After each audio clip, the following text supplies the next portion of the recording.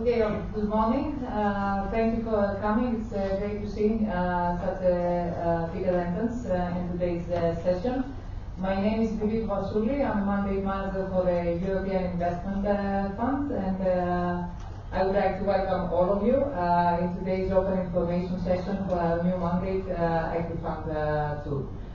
Before we begin with the welcome remarks, I would like to welcome you to see a welcome video from the bank's, the European Investment Bank Vice President, Mr. Ioannis Sakidis. Good morning from Luxembourg. On behalf of the European Investment Bank Group, I would like to welcome you to today's technical session organized by the European Investment Fund on the call for expression of interest for EquiFund 2. The evolution and the development of the startup ecosystem in Greece is something that we at the European Investment Bank Group take real pride in. Together with the Greek government, we have supported and witnessed its growth since the very nascent stages of its birth. But as proud as we are of its progress, we are also aware that the ecosystem is a live community that needs to continue to be nurtured and supported for it to keep growing. Today, we embark on the new challenge together. We will try to deepen this ecosystem into new thematic areas.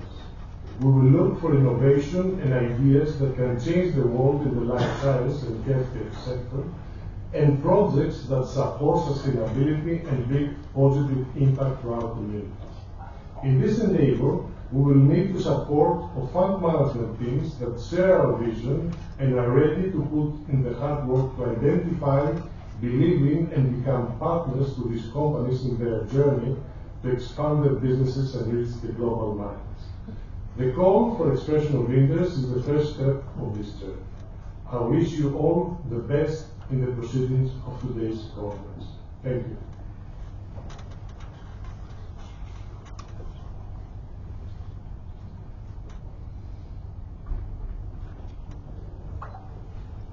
I would then like to welcome on stage Mr. George Avdalas, Head of Unit B2 of the Management Authority of the Operational Program Competitiveness of the Ministry of Economy and Finance. George?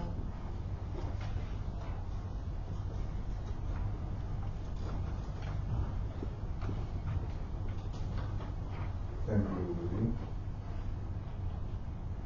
Vivi. Ladies and gentlemen, good morning. It is my great pleasure to welcome you all to this gathering, where we will discuss technical issues and share ideas regarding the published call for expression of interest to select financial intermediaries under EquiFund 2 initiative.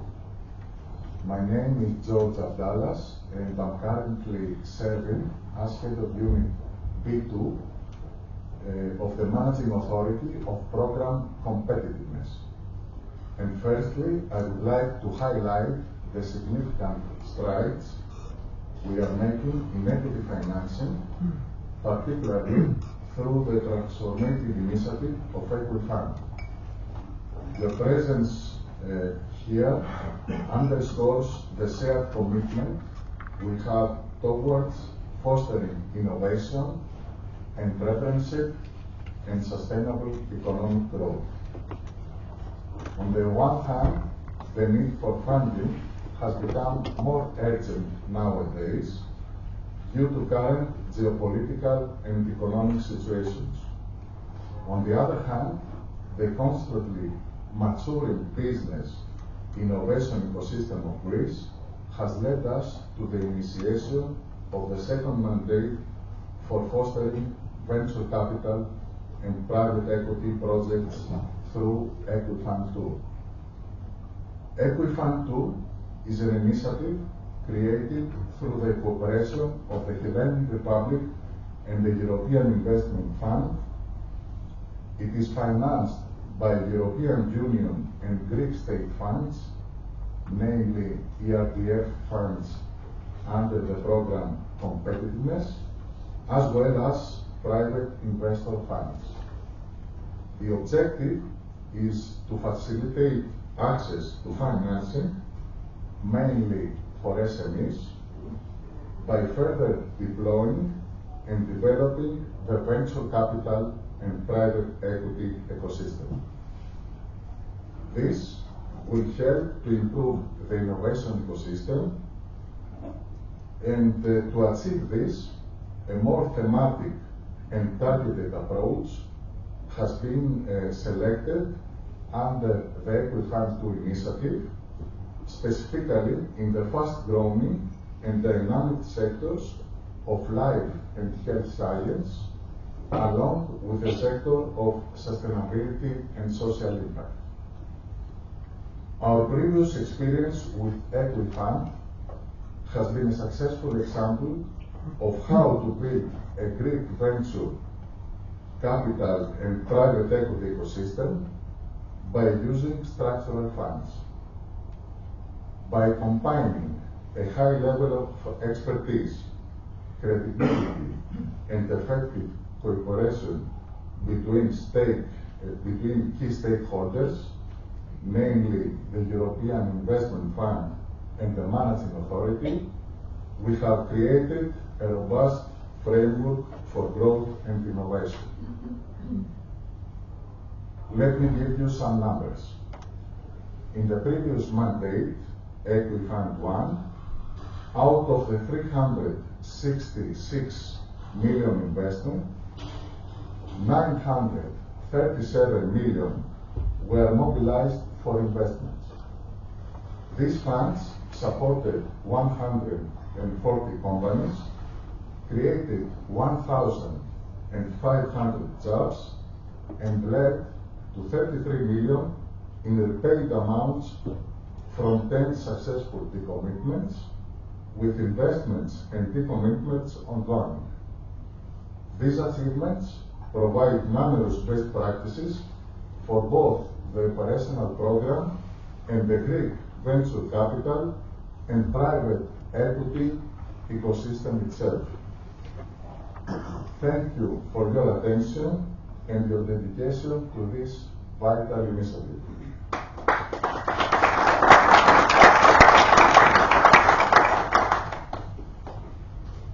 Thank you, George. And last but not least, I would like to welcome on stage the Senior Regional Representative for Athens and Cyprus from the European Investment Fund, Mr. George Fasters.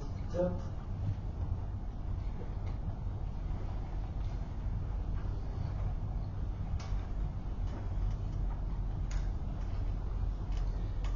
Thank you, Vivi. Good morning, all.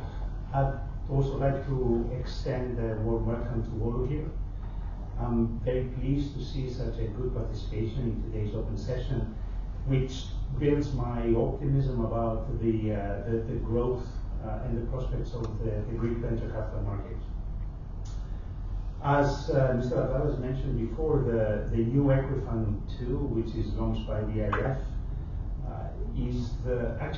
it builds and is the third iteration of our cooperation with the Greek government after the successful deployment of the Jeremy and the EquiFund 1, which together supported more than 220 Greek businesses. In all our interventions across Europe, our goal is to build markets and to strengthen the investment ecosystems. And that means also attracting private investors, something that we feel that we are succeeding in these efforts. EquiFund 1, the details of which Mr. Raz mentioned, was a mandate that was signed in 2016 and completed its investment period in 2023. It was a unique initiative in depth and breadth, and it was actually a generic mandate that looked into innovation, early stage and growth windows and targeted most economy sectors. The numbers were presented before. I think is important to stress the leverage effect that it had, the mobilized volume of 900 million that the initial investment generated, a leverage of more than 3 times, and the fact that it resulted so far in 10 exits, and some of them which went to global leaders. Looking at EquiFund 2, that builds on the success of EquiFund 1 And more importantly, he recognizes that the VC and private equity Greek ecosystem is deep enough and mature enough to start financing more targeted sectors. It will be the first thematic fund into the country that supports startups with growth potentials in the areas of life sciences and healthcare, and also sustainability and social impact. I think strengthens the investment ecosystems and hopefully contributes to the competitiveness of Greek companies, the Greek economy, and the European economy in general. Suffice to say that the thematic-based approach of the EquiFund 2 will be complementary to the more generalist funds that have been launched by the Hellenic Development Bank for Investments, which are also supported by the national budget. Closing, I would like to thank you all again for your interest and participation. I hope that the presentations that will follow will give you a much better picture of the proposed thematic windows and the investment process that the EIF is planning to follow during that whole process. We warmly invite you to apply and become part of Greece's vibrant and growing VC ecosystem, and if you're already in, to continue deepening your involvement in there. One last point, I will highly encourage you to participate in the Q&A session that will be at the end of all these presentations. This session is for all of you. It's a unique opportunity to get real time and the information and ask any questions from the panel of experts that are here that will allow you to get clarity on any points that you have. And I hope you're going to enjoy the session. Thank you.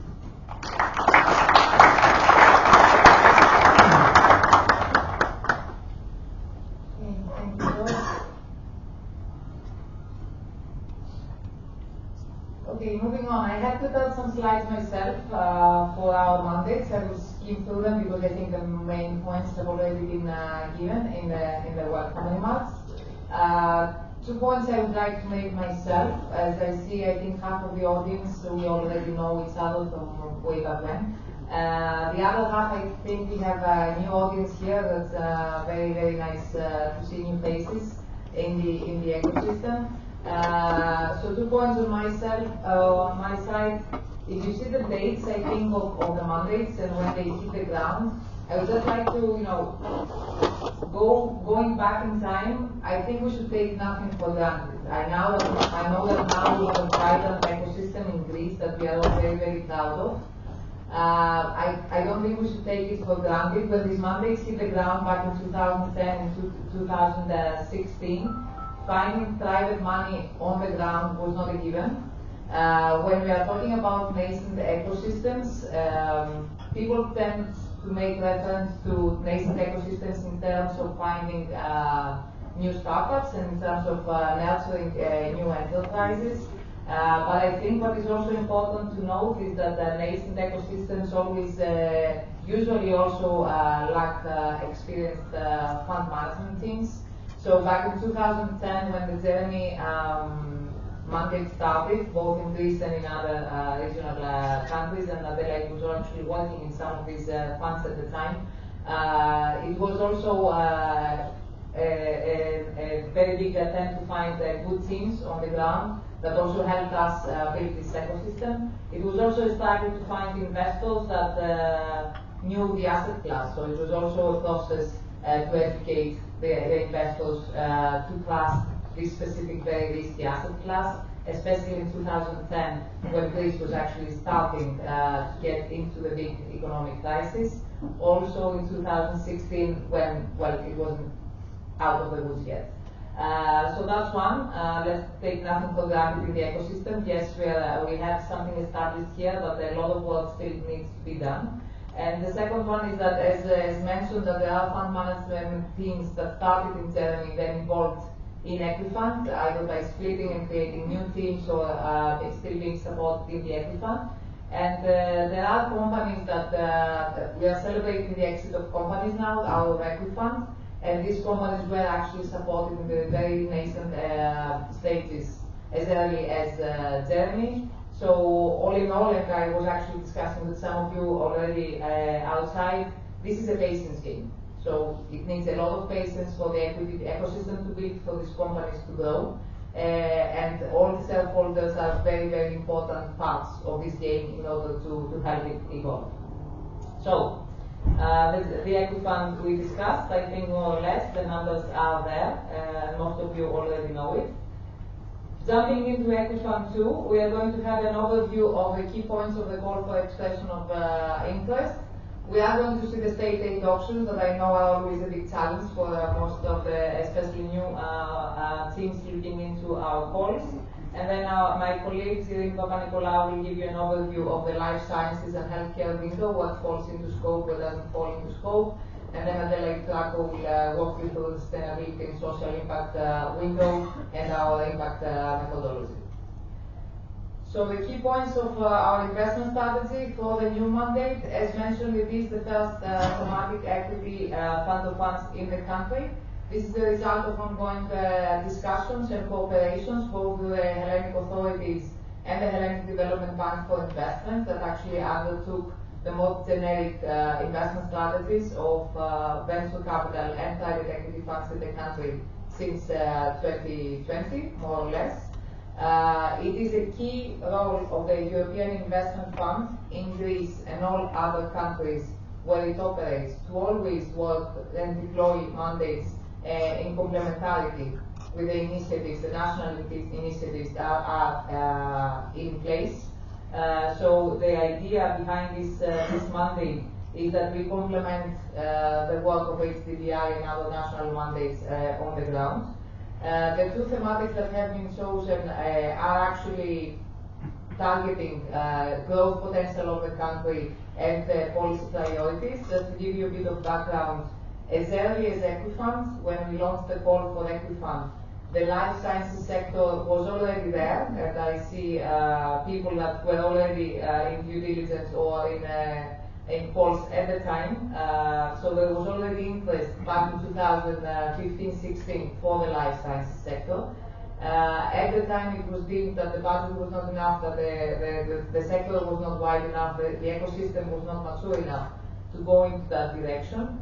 I think 6-7 years down the line, we are much more mature now to target specifically this sector in Greece. Well, COVID had something to do with it obviously as well. And then the social impact and impact investing was also something that we saw that started already emerging during the economic crisis. We did see social enterprise emerging during 2015, 16, 17, so it was always a sector that we were looking into, and now the time has come to actually look more actively into supporting this sector as well. As mentioned, EquiFund is financed with a 200 million of ERDF resources from the Operational Program of Competitiveness and as well as national resources from the country. These are implementation arrangements. The only reason I'm showing this picture for you is I want to make clear here that there are 3 independent stages of quote-quote investment of how we deploy our mandates. So the first stage is the negotiation stage we have as the European Investment Fund with the Hellenic Republic or any country for that matter. This is how we implement our regional businesses. So we had the discussions with the Hellenic Republic that are represented by investment committee, board, whatever you choose to call them, which leads to a funding agreement between us and the Ministry of Economy and Finance. This sets out the investment strategy of the mandate, of what we call EquiFund 2, sets out the requirements, what we need to do on the ground in the name of the Hellenic Republic. This is all sketched out in the funding agreement.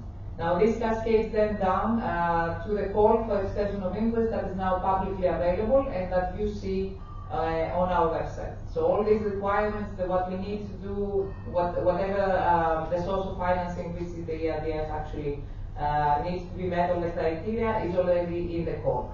That's the third level. Now once the call for expression of interest is out, the European Investment Fund is the sole responsible for selecting fund managers. So the selection procedure is the responsibility only of the equity professionals that sit in Luxembourg, and that will receive the applications and will run the selection procedure based on the criteria and requirements, obviously, of the call, but based on their expertise in line with what they do with all the applications they receive at the European level. I would just like to stress once again, once the call is out, the selection procedure is the responsibility only of the European Investment Fund, nobody else. Similarly, once we have selected the funds, and once the underlying legal documentation, the legal negotiations are closed with the funds, etc., we have signed the operational agreements, and obviously again the investment strategy of each fund is set and the criteria, etc., with the investors are assigned. The investment and the investment decisions for the final recipients, the companies, is the sole responsibility of the fund managers. All the investors sit, the majority of the investors sit in the advisory board to discuss conflicts of interest, but all investment and the investment decisions rest with the fund management team. So we have no say on which companies will be invested or divested or any of these decisions of the fund manager. So there are three levels, three completely independent levels, one from another. Now another question we have received a lot for the call, to be very, very clear. The call is designed so as to allow flexibility of allocation of budget between the windows. So the call is not designed to have, 100 million on one window, 100 million on the other, or any other predefined budget. Why we decided to go to that course? We said that at the end of the day, it is for the market to decide what it needs. It is for the market to show us the way. So we will expect to see how many applications we receive from the market for each window. And at the same time, we also want to see how the market reacts in terms of investment stage. So we have not really identified whether we are looking for venture capital funds, whether we are looking for private equity funds, for which stage of investment we are targeting the investment strategy. So the idea is that we will receive the number of applications, and then the exact number of specific funds to be supported will be actually a function of the quality of applications received, obviously the budget available. We don't have infinite budget. But this will be the end game of the assessment of the EIF following its due diligence process in accordance with our own internal rules and procedures. One point I omitted to make reference to, the Fund 1, Fund 2, Fund 3, completely indicative. So this does not mean we will fund 3 funds under life sciences and 2 funds or what have you under social impact. Just to be very, very clear, this is completely indicative. There is no decision on how many funds will be funded under one window and under the other. What actually holds is that the exact number is still to be decided. Financial intermediaries may express their interest for one of the 2 windows only. This is in line with the fact that we are actually looking for specialized funds. So we are not looking for funds with a generalist investment strategy that, by the way, may fund 2 or 3 companies that deal with life sciences, and we do not look for funds that, by the way, look into a couple of companies that might be in the sustainability sector. This is a call for funds with dedicated investment strategies, and hence we do expect that the applications received will target either one window or the other. And it is the primary intention to finance at least one fund under each of the 2 windows, unless obviously the market fails and we receive nothing that is of real quality in one of the 2 windows. Just to completely exaggerate, if we received, 20 amazing applications under each of the 2 windows, we will still need to evaluate whether 20 amazing funds can cover a small market like this. Okay, just to give an extreme example here. So this is a closed procedure. The budget is limited. Inevitably, if we receive many good applicants, some will not get funding. Just to be very clear on how this goes. Other key elements of investment, I think we lost the microphone. Yeah? Yeah, we lost the microphone.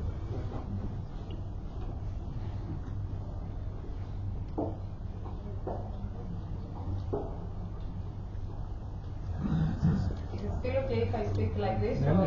Yeah? Okay. Okay, as I mentioned, the key source of financing is EIF, and there are some restrictions and some criteria that come with this source of financing. I will say, because the fund managers always nag about these criteria, guys, there is no free money in the market. I think the criteria that come with this source of financing is not so bad, but I start with a couple of the worst, to be honest. So the first thing that we need to meet is that the investment period of the underlying funds needs to end on the 31st of December 2029, what is known under the Structural Funds Regulation of the European Commission as the eligibility period. So this means that the funds will need to have selected their portfolio companies by the end of 2029. This does not mean that they cannot actually have follow-on investments after 2029. So it is only the initial investments that need to be completed by 2029. Follow-on investments in these companies can continue normally after that date. Now, the underlying funds will need to primarily target Greece and invest their full commitments in what we call target recipients, and we'll see in the next slide what target recipients actually stand for. In this call, there is an exception that did not exist in any of the previous calls of the European Investment Fund in Greece. We have created a small ring-fenced amount that is up to 1/3 of the total call. So out of the 200 million, up to 60 million can be dedicated to what we would classify as regional funds. A regional fund would be a fund that would have an investment strategy looking at a broader region than Greece. So, for example, if we find, if we receive an application of a life sciences fund that is looking into Central Eastern Europe, for example, and is willing to also look into Greece with its life sciences in investment strategy, this fund may be eligible under this call if it goes through the due diligence process like all other applications. But it will need to abide by the fact that the amount that it receives from this call will still need to be invested in companies that meet the criteria of the target recipient. So if there is a 200 million life sciences regional fund out there that, by the way, wants to take 40 million out of this call, this 40 million will need to be invested in target recipients as we will define them in the next slide. Again, there is a cap there that only up to 60 million of this call can be invested there.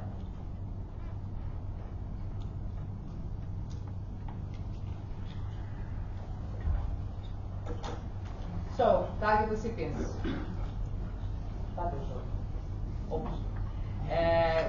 Target recipients are classified as companies, basically, that at the time of first investment comply with the following criteria, are either SMEs, small mid-caps, or city projects, state aid we see later on, that have a branch or establishment in Greece at the time of first investment. So when the money from the fund reaches them, these companies need to already be legally incorporated in Greece, and either have their main activities,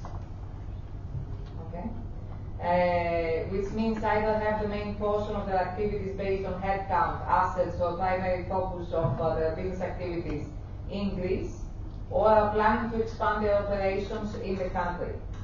Now, for the avoidance of doubt, for companies that are very early stages or have basically insignificant operations, this assessment will be based on how the fund manager actually assesses the business plan at the time of investment. So there is one exception that we have ruled out here, that is technology transfer projects.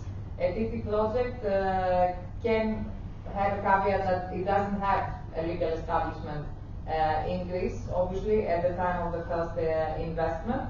It is expected that when this TT project actually turns into a legal incorporation of some kind, of an SME or a company, then it does have a branch or establishment in Greece. And again, the regional funds that actually opt to invest in Greece will need to meet these requirements for the part of the commitment they receive from the mandates. If anything is unclear, please take notes, raise questions in the Q&A section. Okay, these are key elements of the score that I think are very close to market practice. I'll still walk through them just for the avoidance of doubt. Obviously, as already mentioned, independence of the fund management team is expected, so primarily in management and investment decisions, we do not expect to see anybody else there but the fund management team. There is always a diversification limit expected in terms of the maximum amount that any fund can invest in any one of its companies. As typically said at 15%. There could be a limit increase, I think, up to 20%, subject to the advisory board approval. The fund management teams are expected to have skin in the game, so own commitment of the fund management team is expected. The percentage is to be negotiated. There is always a minimum that is being discussed, but is expected to be negotiated with the people that will run the due diligence process, depending on the total size of the fund as well as the overall economics of the fund. The management fees and costs are also to be negotiated in line with market practice and obviously proportionate to the operational requirements of the fund and the investment strategy that is proposed. The advisory committee will be set, an advisory committee will be set up, and the investors that hold the majority will be sitting there primarily to settle a conflict of interest. Again, no interference whatsoever with investment and divestment decision. And then typically reporting is in line with Invest Europe guidelines. It is expected that some extra reporting will also come into play. This will all be sketched out in the operational agreements with fund managers. These extra reporting obligations come from the extra obligations of the source of financing. So what we are discussing about target recipients, there will be a checklist, for example, to make sure that all requirements are covered. But make use of the past fund managers' experience. Nothing you cannot tackle, to be honest. And then there are extra auditing, monitoring, and visibility requirements that go into the operational agreements as well. Okay. Deep breath. State aid. So state aid options. As EquiFund 2 is financed with public resources, investments are subject to state aid rules and regulations. Just a very, very small step back. State aid regulations is something that the European Union put in place to avoid that European countries compete against each other on the ground in the internal market. So basically it wanted to avoid that Germany having more money, give subsidies to its companies, and then German companies have more money to compete against Greek companies in the European market. This is more or less the rationale of state aid as it was prepared many, many years ago. Now, in the new globalized market, whether this makes sense or not is a different discussion that we are not going to have in this room today. The state aid regulations apply and we have to abide by them. As was the case in EquiFund, we have opted to leave it up to the fund managers to decide how they want to go about the state aid options. So basically the applicable state aid regime will be up to the applicants to decide whether they want to go under state aid or not, and obviously there are pros and cons in both options. So there are two options foreseen in the call for expression of interest. There is the pari passu structure and the non-pari passu structure. A reminder, the biggest, one of the biggest differences is how much money, how much private money you should leverage at the fund's level. A reminder that the private fundraising is part of the quality assessment criteria of applicants. Just to be clear. So state aid option 1, what we call the pari passu structure, very, very simply, a minimum of 30% private investors' contribution at the underlying fund level. So you get 30% of private investors, you are out of state aid, more or less. Obviously, once you get 30% of private investors' contribution, you also need to make sure that all your investors rank pari passu against all the risks and rewards. So basically, it means that all the investors get same risk and rewards pro rata to their contribution to the fund.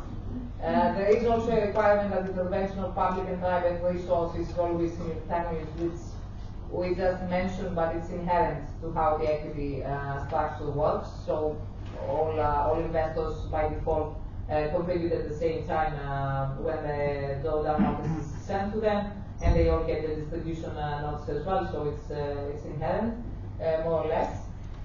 And the other big pro, let's say, advantage of the pari passu structure is, as mentioned, in addition to SMEs, you can also invest in mid-caps, small mid-caps companies as well. So the pari passu structure is fairly clear. You get 30%, you ensure that all investors rank pari passu, same risk, same reward, you are out of state aid, nothing else is required. There are prohibited investments. Okay, there are restricted sectors, so no gambling, no alcohol, no porn, but this is kind of basics. No companies listed on the official list of the stock exchange, and anything that has received illegal state aid is out of the question. This is the fairly easy option. And then state aid option 2, which means that the fund will be classified as a fund receiving state aid. Again, pros and cons. On the negative side, you can only support SMEs. And this does not hold only at the first investment. It means that if any of your companies in the portfolio grows, in follow-on investments as well, if it goes out of the SME states, you cannot follow on anymore. So the fund is restricted to only support SMEs, both in the primary and follow-on investments. And this one might say is kind of an interesting restriction. Now, on the bright side of things, you can close the fund only with 10% of private investments, which gives you a lot of leeway in terms of fundraising. This 10% is for companies that have not been operating in any market. But even if a company has been operating in the market for anything less than 10 years following the registration, or less than 7 years after the first commercial sale being defined as any sale to test, nothing but any sale to test the market, they only need an extra 10% of private investors that they can ensure at the financing round as well. So you can have a fund with 10% of private fundraising, and then if companies actually grow, then you can just have another 10% at the financing round. And for companies that are even more than 10 years of registration or after 7 years of commercial sale, then you need that extra 30%. You need to reach the 30% of private participation. Again, things don't make sense, raise your hand in the Q&A. Extra restrictions, there is a cap at 16.5 million per eligible undertaking, which means per company, under any risk finance measure, which might or might not seem a lot for one fund, but if in the next financing round there is another fund coming, I don't know, supported by EIF in another country that's also under state aid, then combined the two funds can only be capped at 16.5. We have not seen it in practice, but I'm just saying. And the fund may provide support for replacement capital only if that's combined with new capital at least 50%. Again, not a restriction we have seen to be very problematic. Prohibited investments do include a number of additional points mentioned in ZIBER. ZIBER is the Global Exemption Regulation, that is the state aid regulation that we make reference to. And I think the main advantage of why somebody would think about going under the non-pari passu structure other than the 10% of private investments is the distribution of the scale. So basically, the non-pari passu structure, other than allowing the fund to close with a smaller ticket of private investments, it also allows to provide preferential treatment to the private investors when hopefully it reaches returns and gains. So basically, as mentioned in the pari passu structure, and this is just a copy of the terms of the course, so I'm not going to walk you through all the steps, just to give you a bit of understanding. Under the pari passu structures, as mentioned, any risk is held pro rata with all investors, any gains is held pro rata with all investors. So when and if money comes back to the fund, all investors get their money back on the distribution cascade that is agreed with the EIF during negotiations, and there is a healthy rate to be discussed and agreed with the EIF also during negotiations. That is based on market standards. Now, the non-pari passu structure, the health rate is already set at 6%, and the reason that the health rate is already set at 6% is because the public investor, on behalf of the EIF, is actually capped after the health rate. So any gains and returns after step 2 after distributing 106% basically back to the investors, then goes only to the fund manager and the private investors. And this is a very, very important incentive to give to the private investors in terms of putting their money in such a risky asset class, and even more so in a small market and a risky sector. So I think, a personal, let's say, assessment, the non-pari passu structure gives these two rather good benefits, and gives you the privilege to fundraise at a lower percentage, which is kind of important, especially in the dire fundraising environment we are now facing. The life sciences funds a bit less so, but okay still. And then it provides the private investors with this very specific preferential return in comparison to the public investor. I think that's about sums it up. One more point. As you have seen, 5 main documents in the call for expression of interest: the call, annex, selection criteria, the 2 term sheets for the life sciences and sustainability and social investment window. The dates are there. The clarification questions official threshold is for tomorrow. Any questions should be only submitted through email on the official email. The reason for which we are being so strict is to ensure the transparency of the procedure and to safeguard you guys against anything that I might say or any other colleague might say that is not cross-checked with all services in the EIF.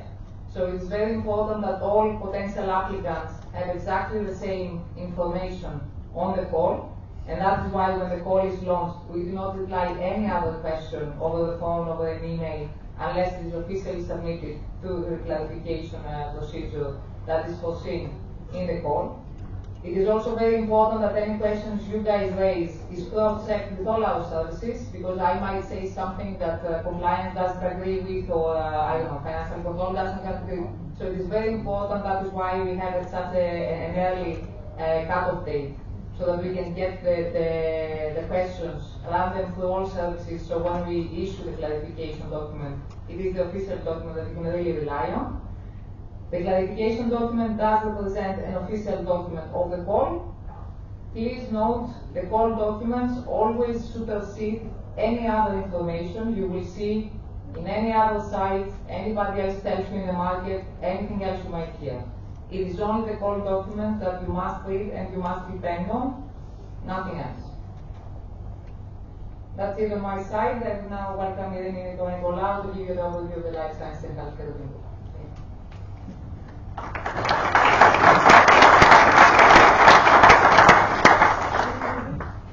Good morning, everyone, and thank you for taking the time to be here today. I've been asked to do a deep dive into the life sciences and healthcare windows, and to give you more detail into what subsectors are within scope. I thought it would be good to start with some definitions and explain what is meant by life sciences and healthcare for the purposes of EquiFund 2.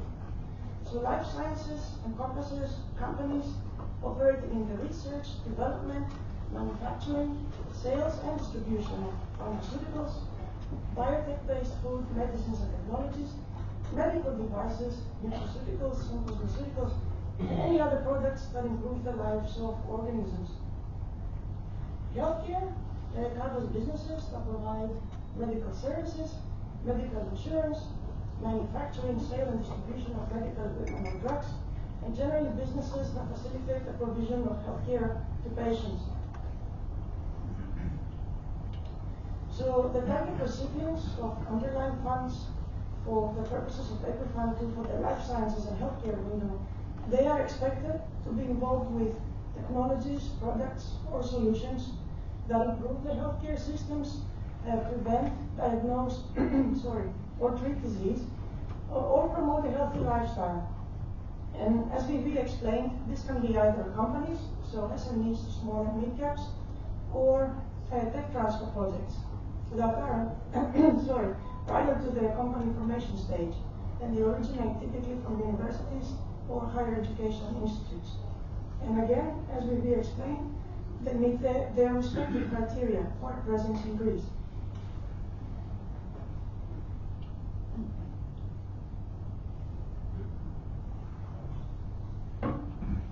So, what sectors are in scope? The sectors are therapeutics, medical technology, diagnostics, manufacturing and industrial applications, health services, elderly and disabled care, digital and remote health, and also nutraceuticals and cosmeceuticals. And I will now go into more detail into each one of these, but please note, this presentation is not meant to be exhaustive. It is meant to give you an idea of what we would like to see targeted, ideally, in terms of areas.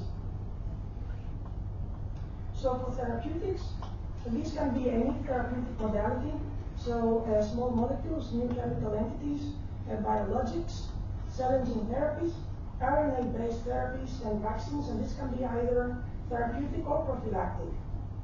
And there is no requirement to target a specific therapy area or a specific indication. So this call is therapy area and indication agnostic. And the therapies themselves, they can be novel therapies, or they can be repurposing of existing therapies, such as compounds that have already been on the market or they've already been in the clinic for a different indication in the past. Platform technologies that enable therapies, they're also within scope, such as drug conjugation linkers, drug delivery systems and formulations, half-life extension technologies, cell lines, adjuvants for vaccines, and any other technology that enables the R&D process. And that includes digital technologies. Medical technology, that is a very large area, but it covers implants, such as stents and valves, implantable devices, personalized implants, but also biomaterials, such as biodegradable polymers, and medical-grade metals and other materials. Surgical instruments and equipment are also within scope, and these can be either smart surgical instruments, for example, for robotic surgery, but they can also be improvements on conventional surgical instruments. And then more broadly, medical instruments and equipment would also be of interest, such as imaging instruments, patient examination equipment or monitors, and finally, lower complexity products such as consumables, medical mold technologies, or surgical and laboratory consumables, pharmaceutical packaging as well. Diagnostics, and now here we could have in vitro diagnostics for use in the laboratory to analyze patient samples, but also point of care diagnostics, which are designed for use by the patient at home. Also in vivo diagnostic tests such as imaging, for example radiography, or sensors for glucose monitoring or measurement of blood pressure. Enabling technologies for diagnostics, these are also within scope. So for example, new methods, biomarkers or biosensors, but also cartridges, reagents and consumables, or sampling devices such as the ones that we use for biopsy samples. Manufacturing and industrial applications also within scope, and this can be new or improved production processes such as production cell lines for biologics, approaches that improve quality of the production and regulatory compliance, or reduce costs, or promote automation. Monitoring processes that give you information on the production process, for example, analyze product amount and purity, and sensors associated that can give you, for example, temperature, incubation temperature, or storage or humidity sensors. Manufacturers themselves are within scope, and this can be manufacturers of therapeutics or diagnostics or medical devices, but also lower complexity products such as consumables or reagents and tablet excipients. Health services facilitate the provision of healthcare to patients, and these include medical services such as facilities management and IT infrastructure, also applications that connect patients to healthcare providers and manage appointments. Again, manufacturers of medical and hospital equipment or specialist distributors, for example, cold chain distributors of medicines and specimens.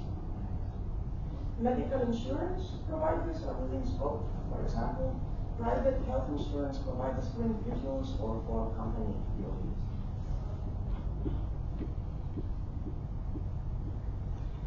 Elderly care is quite a large area and rapidly growing, and here you could have products associated with safety, such as wearable devices to monitor falls or to track vital signs, but also smart living technologies that promote healthy behaviors, for example, devices that remind the elderly to take their medication.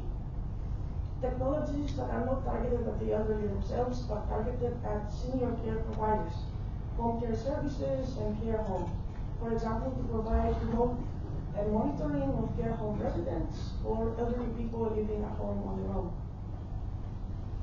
Disabled care, also a very large area, and that includes wellness and fitness, also technologies and services that help disabled people with personal care, and generally promote their independent living at home. And finally, exercise and rehab equipment as well. Now, other population groups are also within scope. So as an example, I'm using women-specific healthcare solutions.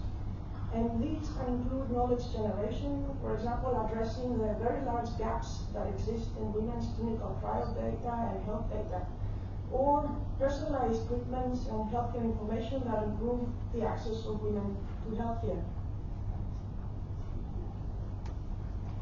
Digital and remote health also includes AI and machine learning applied to life sciences and healthcare. And here you can have information and knowledge generation, such as digitalization of records that are hard copies, and diagnostics, such as interpretation of imaging, and predictive analytics. Sensors remote monitoring are also within scope. For example, operation of robotic surgical devices, operation of implantable devices, or dose monitoring of therapeutics. And finally, telehealth, such as telemedicine, to achieve remote consultations of patients. Personal health devices, so these are devices that are designed for use by the patient at home or by people who do not have medical training, and they enable the remote assessment and the monitoring of the patient. And finally, mobile phone apps for self-care. Nutraceuticals, now these are derived from foods, but are sold in the form of pills or other medicinal forms such as a powder. And they have a proven physiological benefit, either through consensus or through clinical trial data, or they help with disease management and prevention.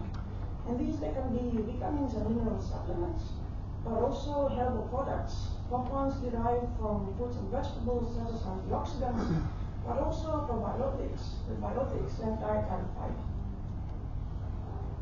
Cosmeceuticals, now these are marketed as cosmetics that have a therapeutic action beyond the time of application.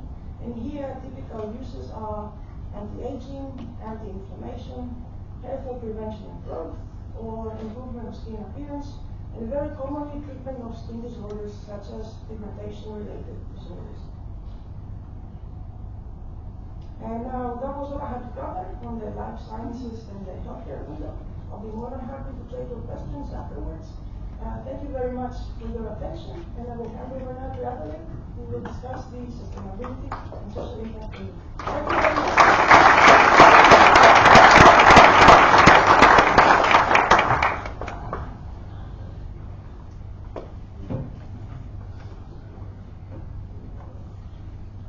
Great. Well, good morning. My name is Adelaide Krakow, and as mentioned earlier, I have the Green Tech and Social Impact Division within EIF's venture capital fund investing activities. So since the EIF started its activities 30 years ago, the world has substantially changed, and it's presently clear that in order to foster a sustainable future and address persisting societal issues as well as the climate environmental emergency that we're facing, we certainly need more public and private investment into enterprises that are developing technologies and solutions that can have a material positive impact on our society, economy, and planet. Impact investing is really going mainstream, and the financial community has realized that the market opportunity for climate, environmental, and social innovation is vast, and that it's supported by long-term fundamental trends, and that impact investing can generate both high financial returns as well as, again, a tangible and material positive impact. So as a consequence, the impact investing market is attracting a new generation of qualified venture capital and private equity investors, which is contributing to build a growing impact ecosystem across Europe and direct capital to high impact, game-changing ventures and solutions. The EquiFund 2 social and sustainability window is exactly about that, and creating the favorable and optimal conditions to support the development and launch of impact-oriented funds within the Greek market and support underlying enterprises. So before we move to the description of the themes and areas that are encompassed under the EquiFund social and sustainability window, I thought it would be worth pausing, to briefly discuss the definition of impact investing.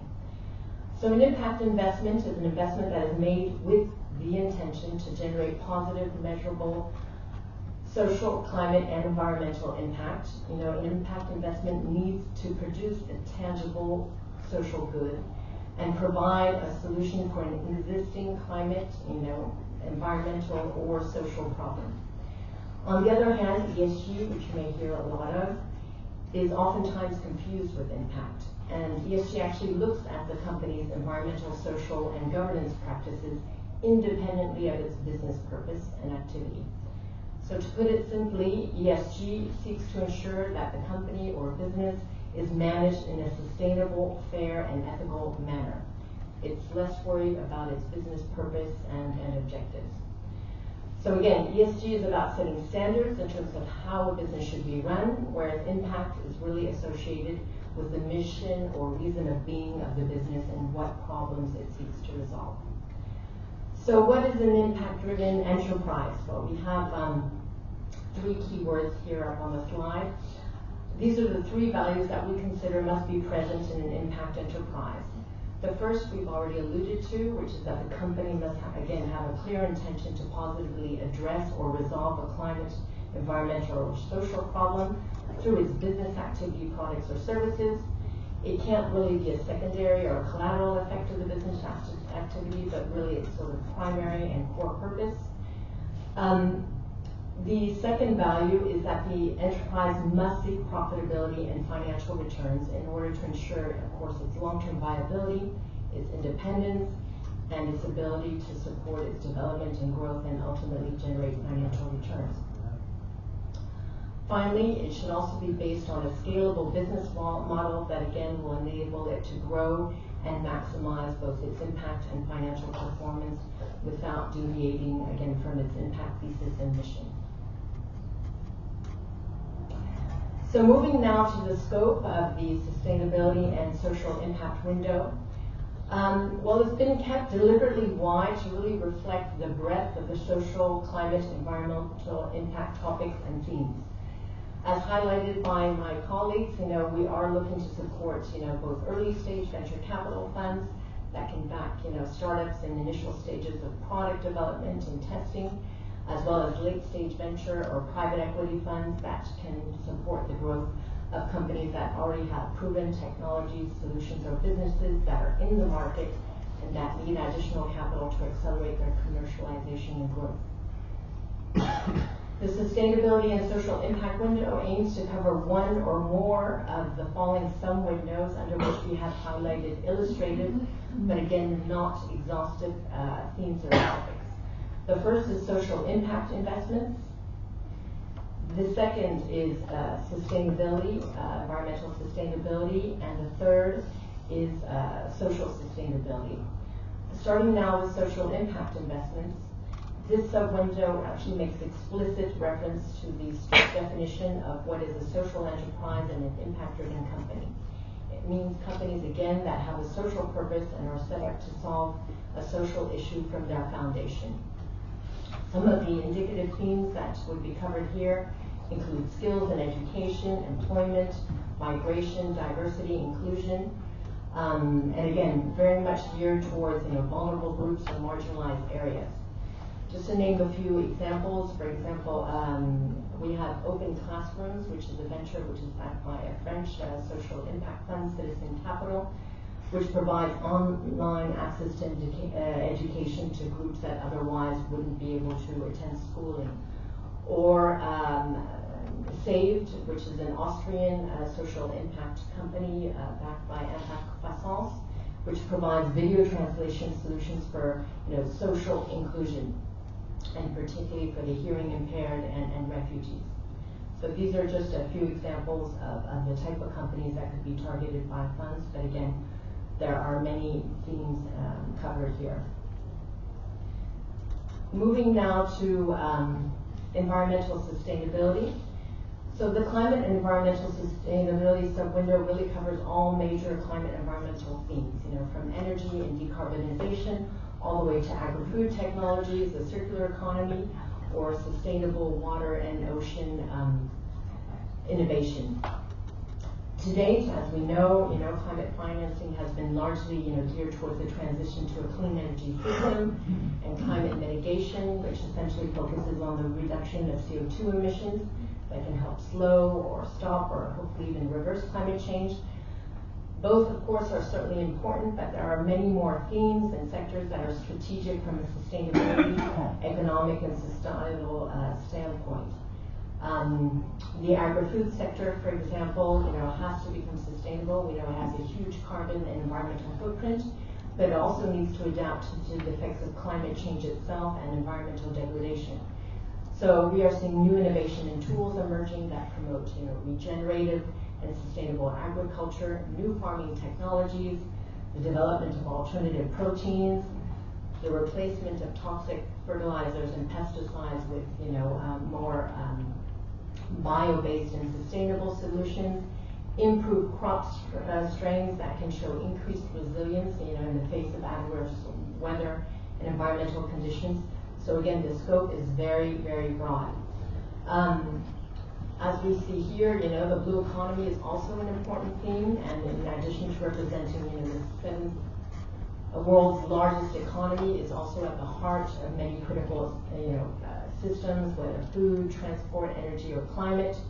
Greece, of course, as we know, is a major maritime hub, and as such, we would expect to see interesting investment and business development opportunities here. But again, this is quite illustrative of the major, climate and environmental topics. So moving to social sustainability. So social sustainability refers to technologies, products, and solutions that can contribute to social sustainability and general welfare. It's a little broader than the social impact, sub-window mentioned previously, primarily because the companies targeted by this window are not required to comply with the strict definition of a social enterprise, but can positively contribute to general social welfare and well-being. This is a little bit illustrated by the underlying sub-themes, which include, for example, elderly care, animal welfare, human rights, affordable housing, civil society, nutrition, workplace health. So again, slightly broader in scope, and about supporting, social welfare and well-being. An example that we would have in our portfolio, for example, is Media for Care, which is a preventive solution for elderly carers and patients. So there's a little bit of overlap with the life sciences, but again, we're always looking at this from a social perspective rather than from a health perspective.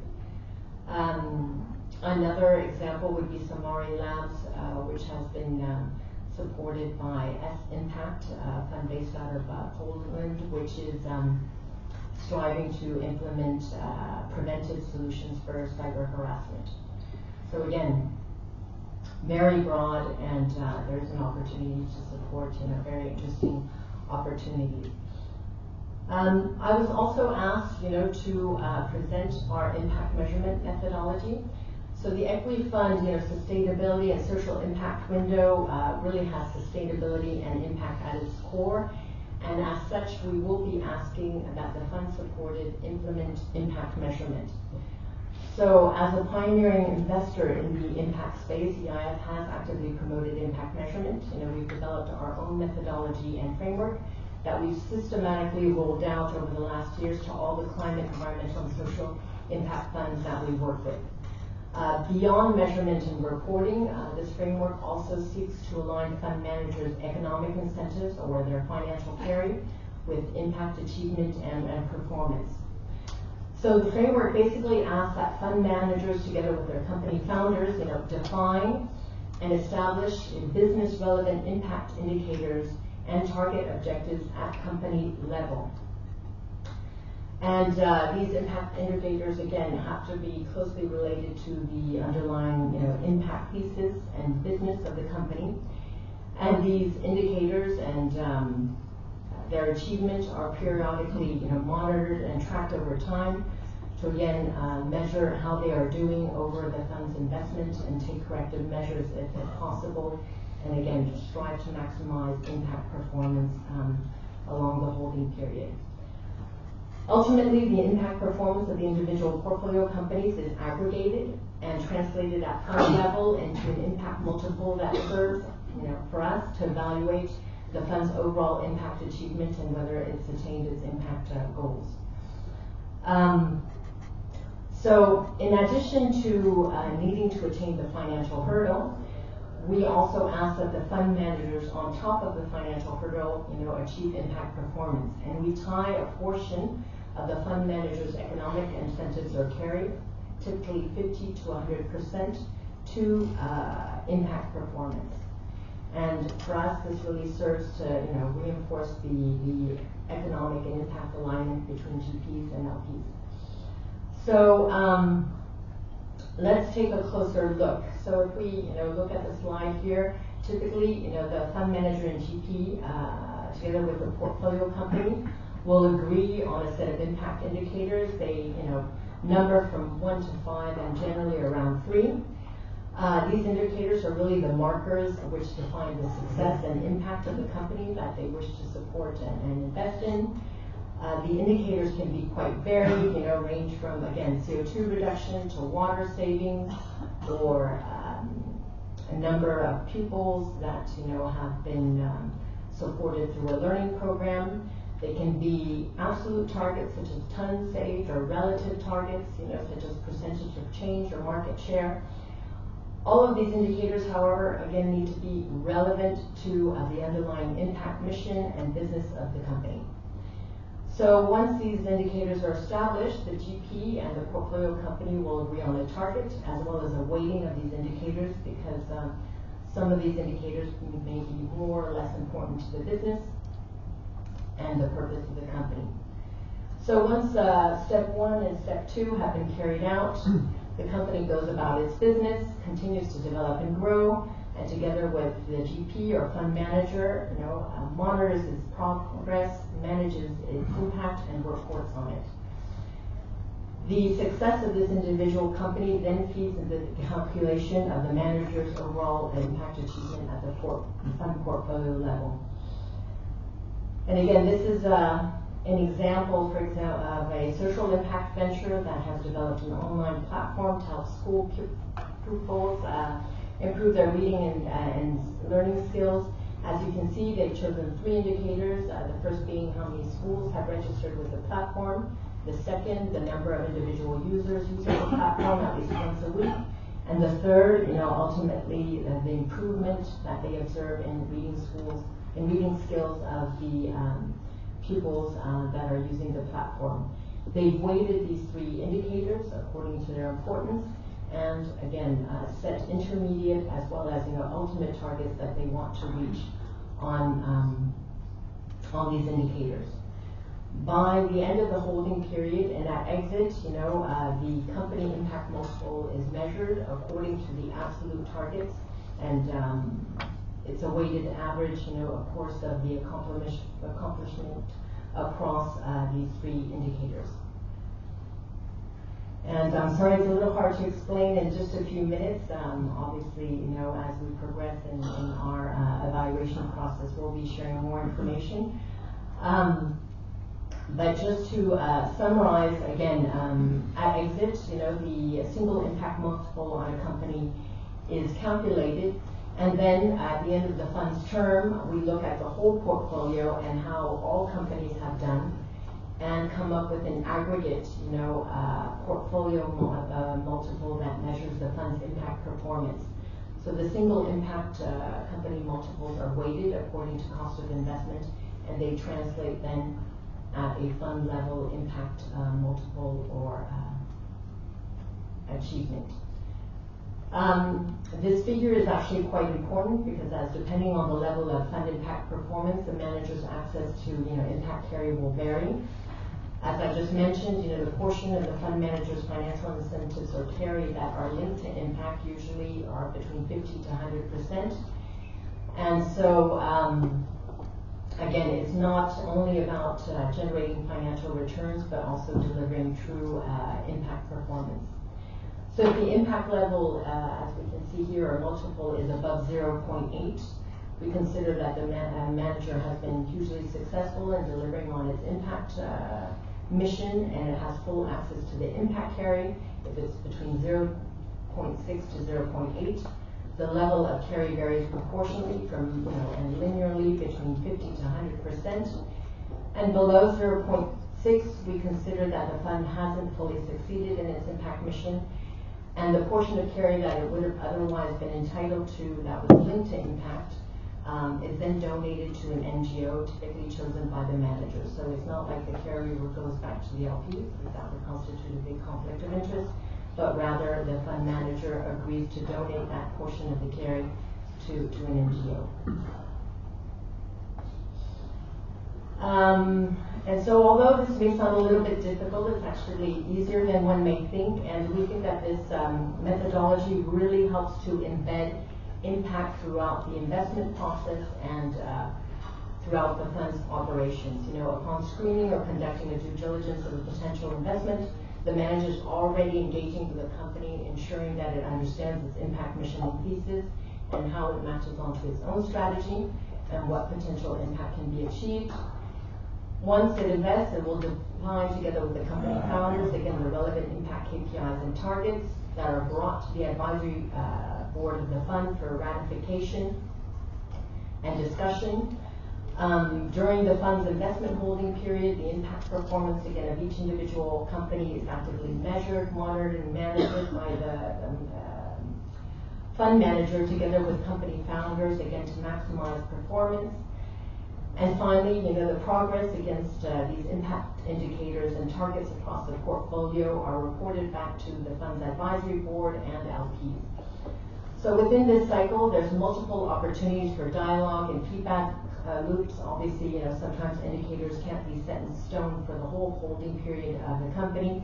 Circumstances change, markets change, there may be a change in regulation that requires the company to pivot its business strategy, at which point they might think of new KPIs or targets. It may be a platform technology that can be used in different sectors and ultimately end up in one and not the other as the business plan becomes clear. So The implementation of any impact measurement framework obviously requires diligence, discipline, and a lot of effort, and it's thus important to understand its benefits. For us, in addition to the measurement and quantification of the company's and funds' impact performance, the impact framework really helps to substantiate the fund strategy towards prospective as well as current LPs, as well as to better articulate, the underlying portfolio company's value proposition, towards its clients and stakeholders. It can actually help the company generate more business, and again, be very clear in terms of its value add and the products that it's offering. As an impact investor, it really shows that you're willing to walk the talk and that you're ready to link your economic incentives to impact performance as well as financial returns. And at the EIF, as front runners in promoting this linkage of carry to impact achievement, we think it's fundamental, to the impact mission of the funds and achieving this alignment, between LPs, GPs, and founders. We're seeing impact carry linkage, now more widely adopted in the industry, and we think this is really, really positive. I think what's good about this impact measurement framework, and again, it's really an outline that can be adapted and sophisticated in many ways, but it can be, it enables the measurement, across a very diverse portfolio of companies with very different business activities and ultimately, impacted objectives. So not all of the companies need to be focusing on climate mitigation. You can have one in climate mitigation, another one looking at water, and it could still be covered and translated into impact achievement. So we think this is, again, a great advantage in terms of implementation and adoption, and it doesn't really require funds and companies to reduce the definition of impact to one sole indicator or target. So this concludes the overview of the thematic window of EquiFund 2. Again, we'll have time later for questions, but we also wanted to walk you through our investment process so you have a better understanding of what to expect when you apply. Can I give you 2 minutes break to get some water? Yeah. Sorry, on the logistics, the empty seats up here, if you want to actually take a seat, some of the front row, I know it's front row is nobody's preference, but there are still some empty seats on the front rows here. We don't want to be standing. And that's because I see people taking pictures. The presentation is going to be uploaded on the same link where the call is available, and we are making a try here with a recording of the session that I cannot promise, but we'll give it a try on that front as well. Yeah. It's a long presentation, and thank you for your patience. So moving now to our investment and deployment process. At first glance, it really appears to be a classical screening process, but EIF really isn't like any other investor. We are a public institution and also the largest and most active investor in European venture capital and private equity. To date, we've invested in over 1,500 funds. I think we're probably, nearing the 1,800 figure by the end of the year, and this over the last 25 years. So this really gives us a lot of experience and expertise. As we heard earlier, our aim is not only to channel capital to companies in key policy areas and geographies, but it's also to really build a strong VC ecosystem, backing first-time or emerging fund managers that can really subsist over the long term and provide support and value add to startups and companies. Our investment process is known to be extremely thorough and rigorous, and our reputation in this regard, precedes us. We receive fund proposals via different channels, including calls for expression of interest, for specific mandates like EquiFund 2, as well as through our general applications page and directly from the fund managers with whom we're in contact. Our investment evaluation process comprises different phases that we can see up on the slide. So the screening process comprises a first screening stage and a second screening stage. So during first screening, we'll typically conduct a desktop analysis of your fund proposal and have an initial discussion with you to really gain an understanding of the concepts and core elements and assess the compatibility of the fund proposal with our general investment guidelines, investment criteria, and policy goals and criteria of the mandate that's managed by EIF. If the decision isn't, to move forward, we will duly inform you, and provide you with clear, factual feedback on the reasons for our rejection. Obviously this is feedback that you can work on, and if you feel that there are material developments, you can always come back to us at a later point in time, and we may revisit your dossier. If the proposal is deemed sufficiently qualified, we move to second screening. Now, second screening is normally a 3-hour meeting during which we have the opportunity to meet and engage more actively with the fund manager and team, and we really cover all pending questions. We want to make sure that all the necessary elements of the fund are present and that the proposal is sufficiently mature and qualified to move to due diligence. The due diligence is typically a 2-day visit to the fund's manager's premises, so really on-site, to meet with all the team members. I can cover every element of the fund proposal in detail, challenge the team, to really assess and strive to mitigate any risks that we see in the investment proposal. And if the decision is to proceed, the proposal then enters our approval process, with an investment recommendation on our part, together with our due diligence findings. So as you can imagine, it's not just the front office that approves an investment. It actually involves many departments and services within EIF. And this includes risk, compliance, and legal, as well as mandate management, who review the due diligence, share their views and recommendations, and following which, the proposal can then be presented to the equivalent of our investment committee, the investment and risk committee. If it gets a green light, the proposal is then subsequently submitted for approval to our chief executive and or the board of directors. So following approval, we enter the legal negotiation phase, which we alluded to earlier. And then there the investment team, together with our legal counsel, review the fund's legal documentation, again to ensure compliance with our standard terms, as well as the implementation of mandate-specific conditions.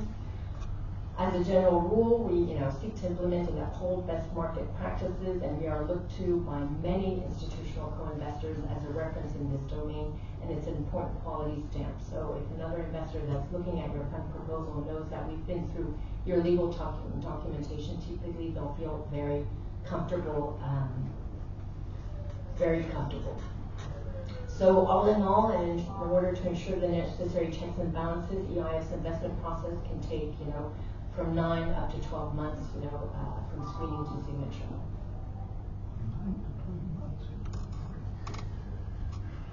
So how should you apply? Yeah, you should get on our radar early. In this case, obviously, we will have the opportunity through the call to receive your proposals and thereafter get quickly to work, evaluating and assessing the fund proposals that have applied.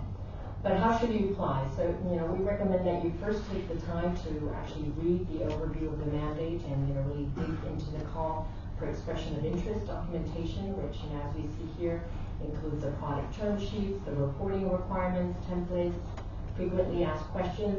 It allows you to understand what are the objectives and expectations of the mandate and what is required for the application. Once you feel ready, you send in your fund proposal and application with all relevant corresponding documents to the email address that's indicated in the call for expression of interest, and then we'll contact you and start our screening and evaluation process. As this is a closed call, we will be evaluating all proposals simultaneously to ultimately again select those applications that we consider best match onto the policy objectives of EquiFund 2 and fulfill our mandate investment criteria. And as we heard earlier, the call is now open, and I believe it closes, end of September, 30th of September to be exact.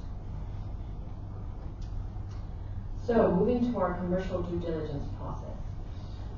So what we see here is what we call the golden triangle or circle now. It's what we expect to see in a fund proposal. And it highlights the major elements that need to be covered by the proposal and that will support the execution of the fund strategy, which as you can see is really at the core. So the who, the team, its background, its qualifications, its track record, its financial incentives, commitment to the fund as we heard, as well as the investor base, and general governance bodies and decision-making processes within the fund. And then, of course, we have the what. The what being the market opportunity, the trends, the market needs, the competition, the deal flow, the pipeline. And finally, the how, which refers to the fund's main parameters, from its investment focus, its fund model, its value creation and, unique selling proposition to terms and conditions and its legal structure. So all of these elements must back the fund's strategy and align really in a coherent manner to maximize the fund's probabilities of success. If we see that one doesn't match onto the other, the proposal isn't as solid. And so we will be looking for, again, these connections and for these elements to be coherent amongst one another. Moving to the strategy. So what is the strategy? It's really, the DNA of the fund, its investment thesis, what it aims to achieve, and how this will be accomplished. The strategy evidently needs to cover the market focus, including the sectors, the object of investment, the stages of company development targeted, and the geographic scope of the fund.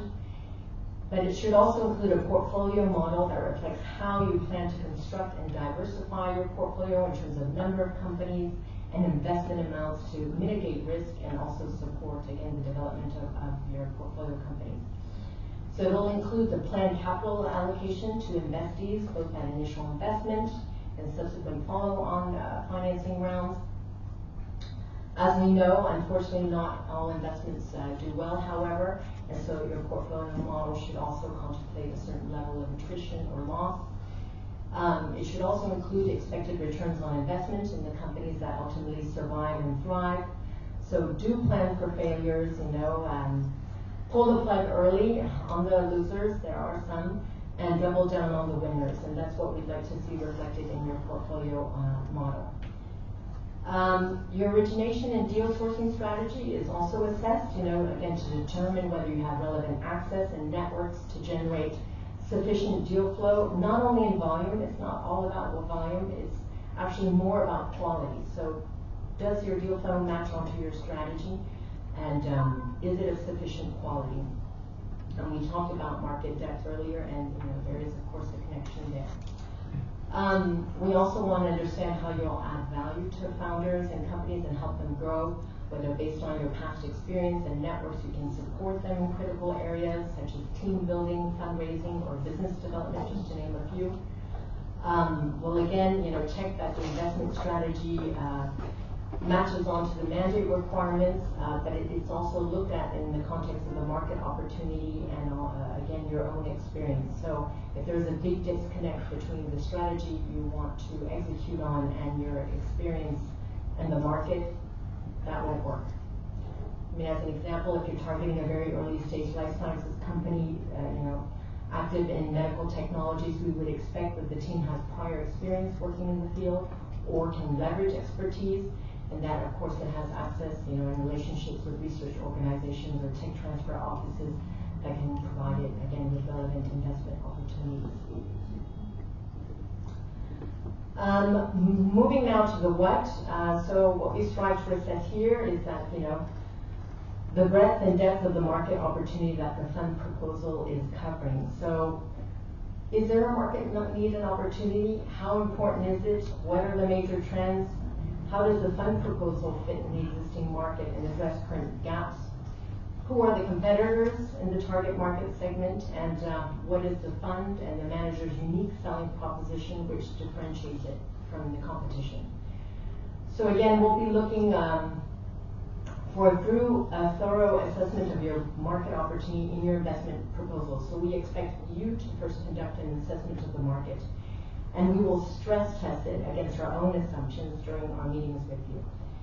When you present your market opportunity, we expect you to be convinced that you are the reference experts in the field. So again, we rely on your understanding and view on the market, and we'll challenge you on that. We'll also be looking at our existing footprint in the relevant market and seeing how your proposal adds value and what gaps and needs it can address.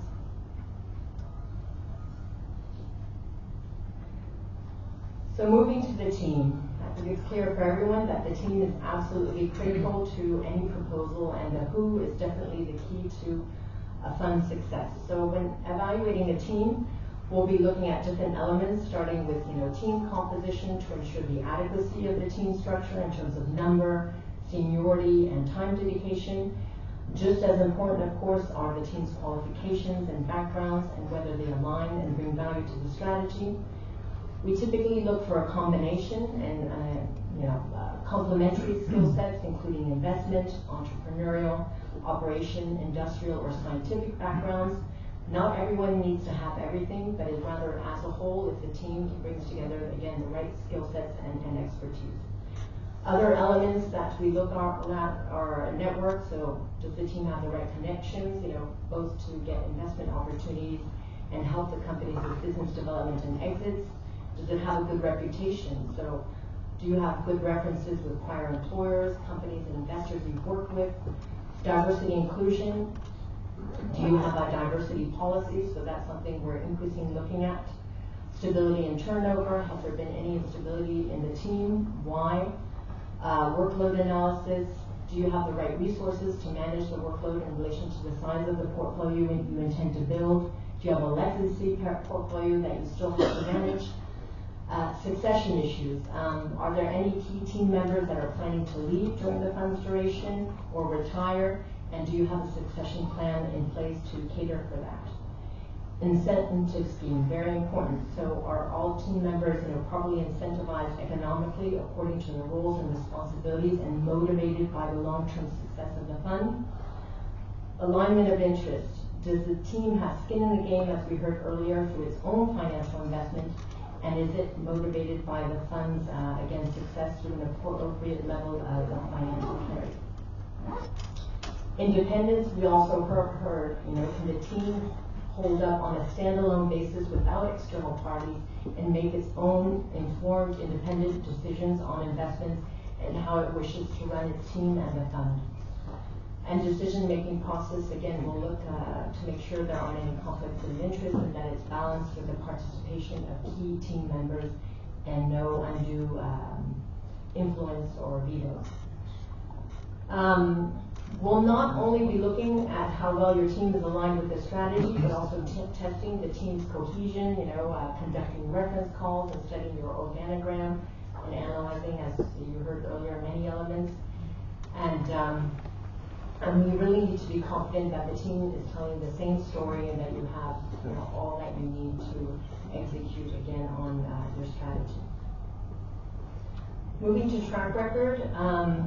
So the track record is a measure of the team's investment acumen and expertise to deliver again on the fund strategy and generate financial returns. But it's not the only one.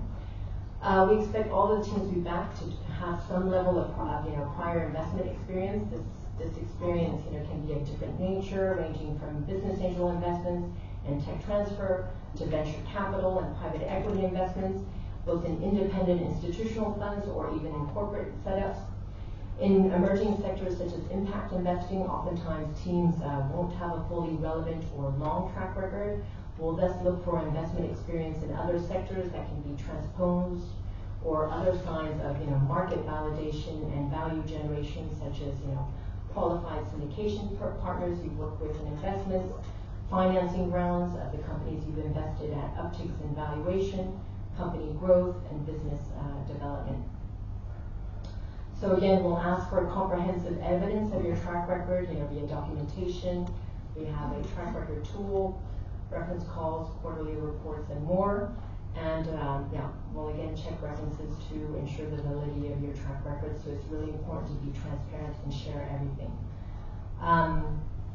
Failures are just as important as successes, and we'll be looking at the experience and learnings you've gained, as well as your ability to manage, difficult situations and also generate value for your companies in the fund. So we're getting closer to the end, and we'll soon open for questions. Going to structure, governance, and budgets. I think, as a general rule, the simpler the better. The fund structure should be as simple as possible, have a clear business rationale, and be, of course, compliant with EU and national regulations. We generally prefer regulated funds, which, ensure necessary oversight. Fund structures with cross-border elements, such as a manager in Switzerland and a fund in Luxembourg need to be duly justified, again, based on business reasons. and require, a detailed analysis from our compliance team. In terms of governance and decision-making processes, again, we want to ensure team independence and the control of key decisions by the individuals that are ultimately responsible for managing the fund and driving its success. Sometimes we see external members in investment committees. They can bring value to an investment evaluation process, providing market or technical insights, but they should not have a seat or a vote on the investment committee, as they don't have the same level of incentives, obligations, or agenda as the investment team itself. But they can be brought in as part of sort of advisory committees around the IC. The budget should aim for coverage of operating costs and viability and development of the management company, but it really shouldn't generate an excess surplus of profits and be a source of wealth for the partners. Ultimately, what we hope is that the investment team will be motivated by the financial carry that comes with the fund's success and not the management fees. So moving now to the legal negotiations. So the legal framework, you may not realize it, it's really at play from the start of your application process to final signature and beyond. Our mandate requirements, investment policies and guidelines, and best market practices, in addition to our internal approval documents, all stipulate under what conditions and terms we are willing and can invest into a fund. When negotiating the fund's legal documentation, including the limited partnership agreement, the side letter, and subscription agreements, we will ensure that all these requirements, of these reference documents, and our key terms and conditions are duly reflected. And our legal team will manage any potential legal risk throughout our approval process up until final signature, as well as beyond, because once the fund is up and operating, obviously all these legal documents will constitute the framework under which the fund will be managed, and there are questions that may arise of a legal nature that will need to be consulted and advised. So key terms and good market practices, what do we consider them to be? Obviously, the fund's legal documentation should outline its investment strategy, including restrictions that we mentioned before, as well as how a strategy can potentially be amended if required. We have seen certain cases where the investment policies need to be tweaked, once it's confronted with market reality. There are mechanisms, voting mechanisms amongst the LPs to do that. Given our European as well as our national mandates, we will ask that criteria very specific to our investment programs also be reflected here in the investment policies and visible to all other LPs. Another key area is fund management. We want to have the necessary legal reassurances that the team and key individuals have the right time dedication and independence, again, to manage the fund. That there is appropriate governance with undue influence from external parties or other LPs, and the fund is exclusive in nature. So you can't have multiple funds running and making or having the same type of investment strategy, because obviously that would create clear conflicts of interest. Certain clauses in the fund documents are aimed at mitigating potential risks or conflicts of interest again. For example, the investment period to make new investments shouldn't go beyond 5 years typically, otherwise the portfolio companies just don't have sufficient time to develop, mature, and generate value before the fund has to wind down. We also reflect the minimum required portfolio diversification and investment concentration. As Vivi mentioned earlier, the maximum normally is 15% of total investments, but we can, under certain circumstances, go up to 20% with advisory board approval. When there are co- or crossover investments with other investment vehicles managed by the fund manager or close to the fund manager, we have to ensure that the fund's interests are respected and upheld, and that again, any conflicts of interest are reduced or eliminated through third-party participation, validation, and setting of investment or exit terms. And as an LP, we also have to have investor protection clauses in case things go wrong. So it's rare, but there are certain circumstances under which we may need to have the ability to remove a fund manager or cut short the investment period or term of a fund. This can happen when there's been grave misconduct or fraud. it's a big word, or a change of control, for example, when a manager has been taken over by another asset management firm, is no longer independent, and where we can no longer rely on the team that we had initially selected, to run the fund. Or sometimes it's just the departure of one key man in the team that radically alters the team composition, impacting its ability to continue. And as we heard earlier, we also want to be insured pari passu treatment, and that again, we have equal terms both as regards the risks and rewards and the economics of the fund, as well as co-investment opportunities and participation in major decisions of the fund. And finally, economic terms and others. Well, of course, here we're talking about management fees, the team commitment, the carried interest, the hurdle rate, which can vary. Today, we're probably seeing from 6 to 8%. We're also seeing multiples on committed capital. The waterfall distribution, which in the case of the EquiFund, can vary slightly depending on the options you choose. And finally, just to finish, this is just a general overview of the fund's legal documentation. It's probably familiar for most of you, but we've got the limited partnership agreement that contains all the terms that govern the fund and that have been agreed with all limited partners. We have the side letter, which is typically agreed between individual LPs and the fund manager, addressing terms that supplement or slightly modify the LPA. Typically, side letters should also be shared among LPs so that they are aware of the engagements that the fund manager has undertaken, with individual LPs. The subscription agreement, and of course the legal and tax opinion. And so that brings me to the end of the presentation. Thank you again for your attention and patience. And I'm sure you have lots of questions, so happy to open the floor for discussion.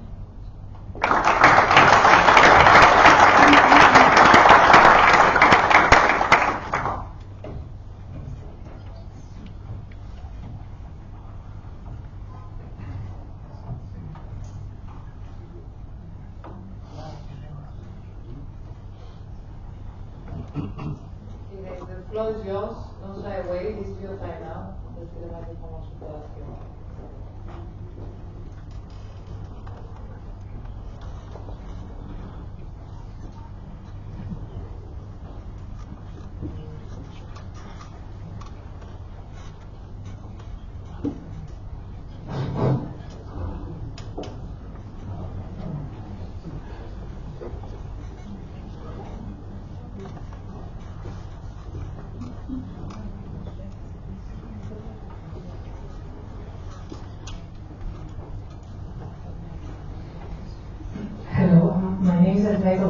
And I have a question regarding the difference between pari passu and non-pari passu structure and technology transfer projects.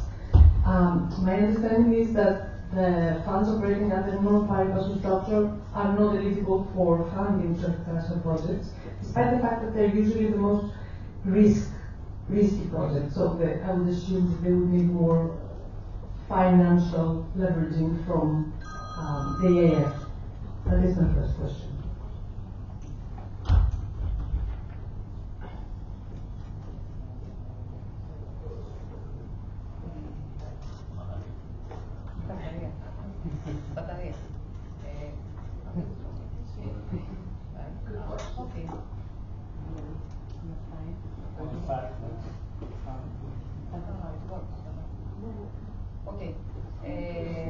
Okay.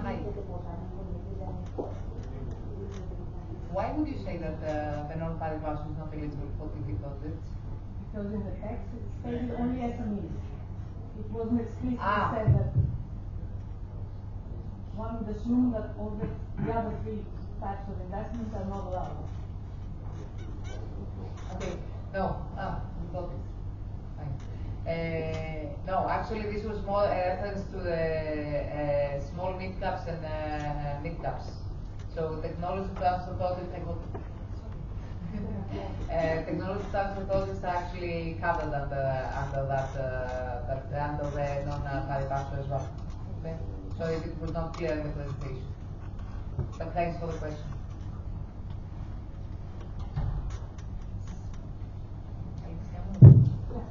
So my name is Alexandra Toria. I also have a couple of questions on the non-pari passu structure. It says that, thank you. It says that the possibility for a follow-on investment needs to be clarified at the time of the initial investment in the business plan.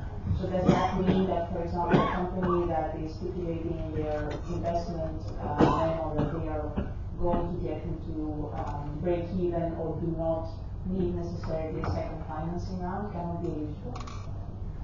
Sorry, can I ask you to repeat? That was a bit distracted. Yeah, of course. Okay, perfect, thank you. So in the non-pari passu structure, it says that the possibility for a follow-on investment needs to be provided for in the original business plan of the company you invest in. So does that mean that in that original business plan, you just say, okay, that this company might need additional financing? Do you need to provide more info on what type of financing? And what happens with companies, for example, that state in that business plan that I'm planning with this financing to go to break even, which means they assume that maybe they won't need the second financing. Okay, that's a fair question, and my colleagues from the management authority are not going to allow the answer, but it is what it is. So the regulation, the state aid regulation, does have this provision that in order to be eligible, a follow-on provision already needs to be foreseen. In order to cover this, indeed, the business plan just needs to make a statement that follow-on, or your term sheet as a potential fund manager needs to make a statement that yes, a follow-on might need cover, nothing else.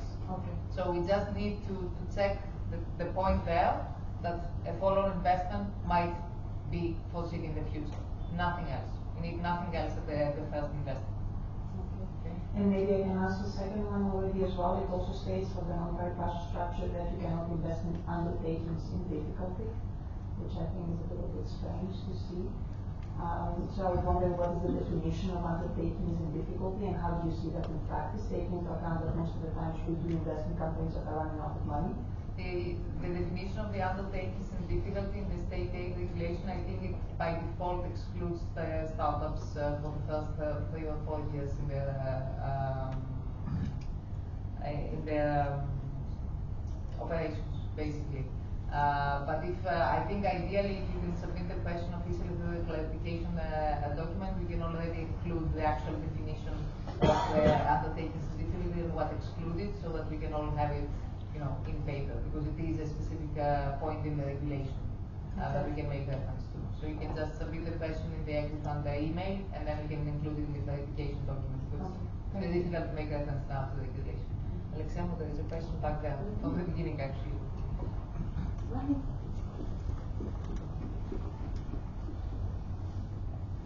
Hi, my name is Nathan Chris.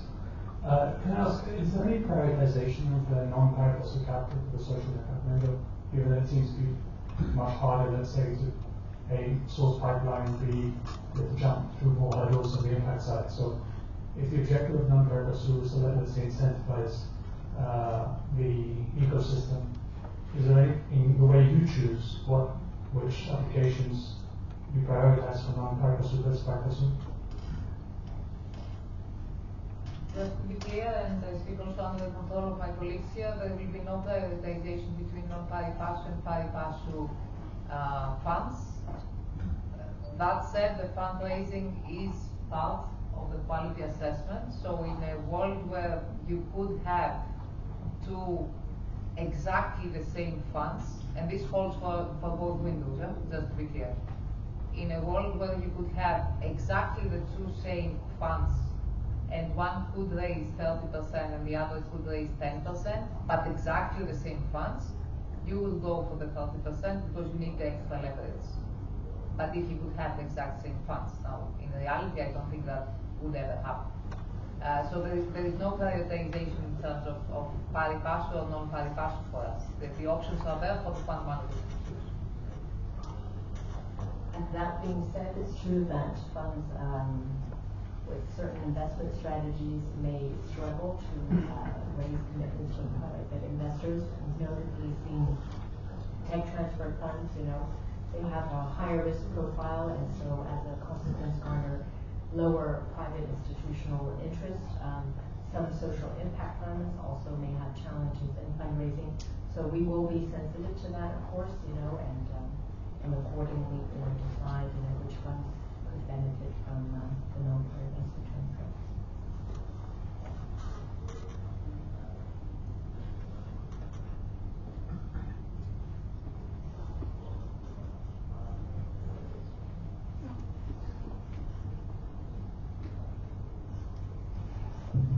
Hello. Oh, sorry. Hi, everyone. Thanks for the very enlightening presentation. Sorry. I have a technical. A very technical question on the carried interest and the impact structure. Basically, does it in any way affect the time profile of the carried interest distribution to the manager, which is usually a good fund that aims to bring back the fund in year 5, for example? Would it have achieved the KPI targets or the impact during the final time or block? Are the KPI definitions aligned with that time frame, the 5-year time frame, rather than the 10-year time frame? That's actually a very pertinent question. It is true that the financial performance, doesn't progress necessarily in tune with, the impact performance. We cater for that by having sort of different touch points during the fund's term, where we look at the impact performance, and if we think it's sufficient, we will release the portion of financial carry that is linked to impact. So again, if we look at the total carry, one part of it is just based on financial performance, and another part is based on financial performance plus impact performance. And the financial carry will be released whenever is stipulated according to the waterfall distribution, and the impact carry will look to see what level of achievement and release it, as the fund progresses. But it is an important point and something that we try to cater for in the fund documentation, so that you aren't left waiting for a long time. All right.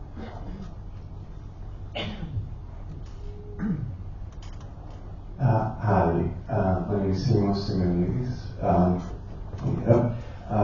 For new fund managers, for new funds that are being formed now, do you recommend, or is it a requirement that the fund's legal structure is already set up and the team has been hired, they're there?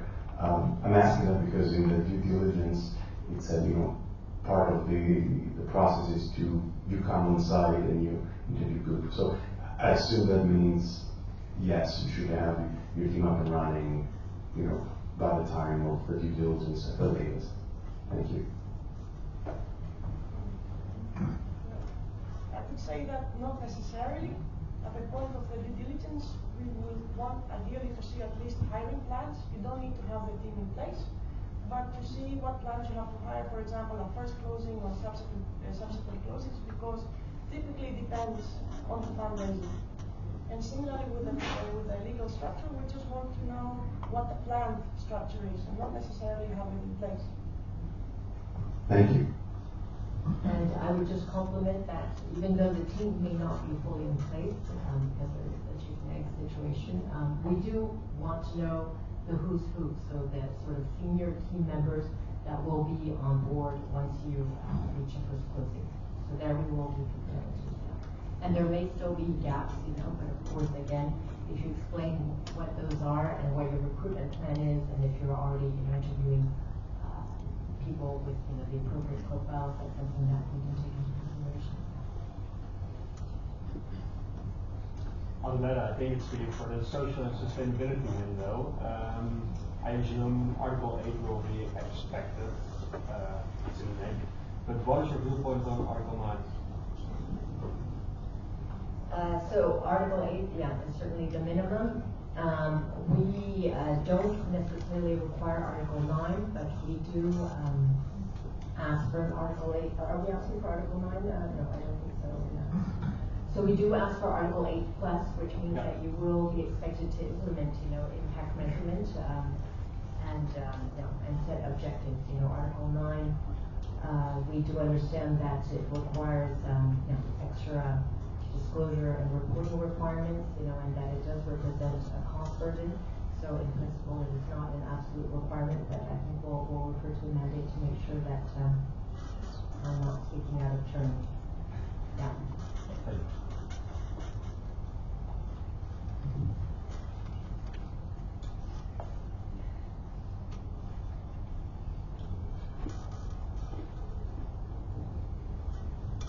Sorry, just a very quick follow-up question.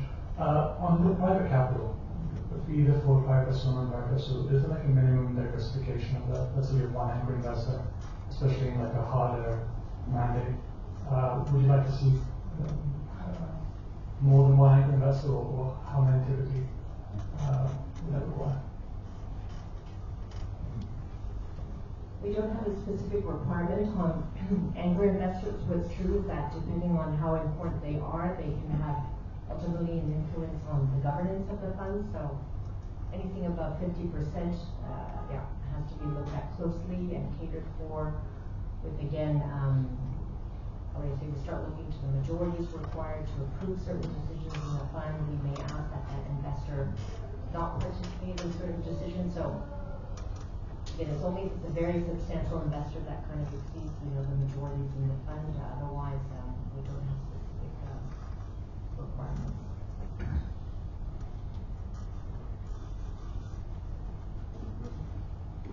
Is the budget of the 200 million evenly spread among between the two pillars? No, actually, at this point, there is no provision of how much money will go in the two windows. It can go either way. It will be a function of the quality of the applications and of how many funds we will see on the market that are, I will dare say, worth committing to. Is there a minimum, or it could be zero for the one pillar? Ideally, we would like to support the fund, at least one fund under each window. So ideally, we wouldn't want to see zero in either of the two windows. If it comes to that, if we don't have one solid application under each window, it will need to be discussed with the mandator. So we will not go for zero in any window on the top of our head, let's say. It might be an extreme case, but it might be the case. But it will depend on the quality of the applications we will receive. And this is why we really include applications on the table on both windows.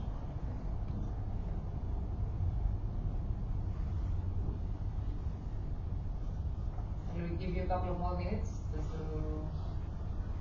Quick follow. Is that the choice of the fund manager in terms of pari passu or non-pari passu, can it be related to the investment strategy, and is this something you assess?